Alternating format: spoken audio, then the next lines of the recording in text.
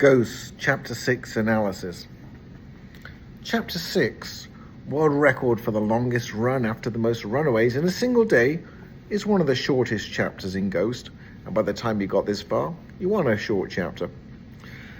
Castle Cranshaw runs non-stop to practice because he's still bugging about being trapped in a stockroom. That stockroom.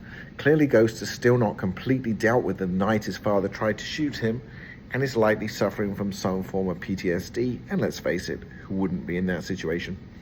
He's also late for practice, but Ghost is more bothered about the fact he was trapped in a teleportation thingy that zapped me back to the scariest moment of my life. Once again, this is the starting point for everything that happens in Ghost, that incident where his father attacked him and his mother in Chapter 1. The team is instantly impressed by Ghost's stolen shoes, the silver bullet. Sonny gives Ghost the thumbs up, which he sees as corny. He's more impressed, of course, with Lou's expression that indicates he's thinking, not bad.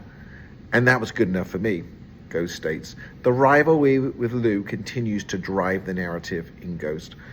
However, Coach's reaction appears to foreshadow trouble ahead. He looked both surprised and confused, Reynolds writes.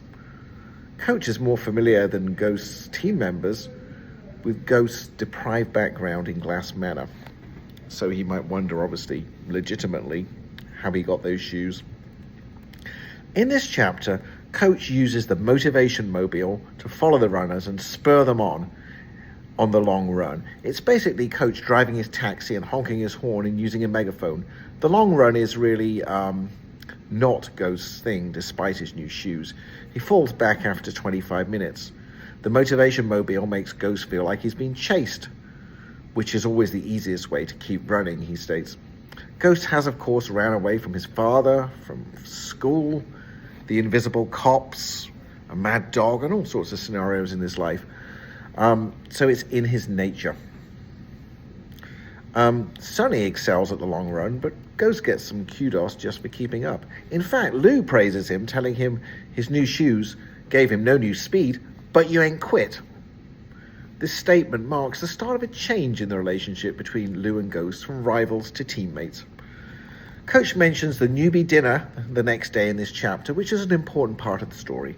Ghost is also warming to Coach, as is his mother. He tells her he likes him, and his mother said she does too, which reassures Ghost, because mums never trust people around their kids.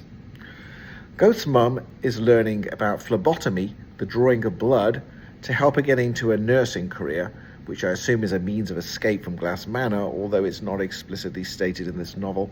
Yet the chapter ends on an alarming note when Ghost describes how Coach asked about his new shoes, and Ghost lied, telling Coach his mother brought them for him. Just saying it turned my stomach, Ghost admits. Coach says okay, but Ghost does not think he believes him. I couldn't believe I had lied like that. I wasn't really the lying type, he states, but I also wasn't the stealing type until a few hours earlier. Altercations, altercations, altercations, he says, harking back to the theme word of Chapter 3 when he fought Brandon Simmons. By lying, Ghost is evading his problems and once again running away from them. You feel Coach's earlier comments. Trouble is, you can't run away from yourself. We'll catch him sooner or later. Thanks for listening to this, and please subscribe to my channel.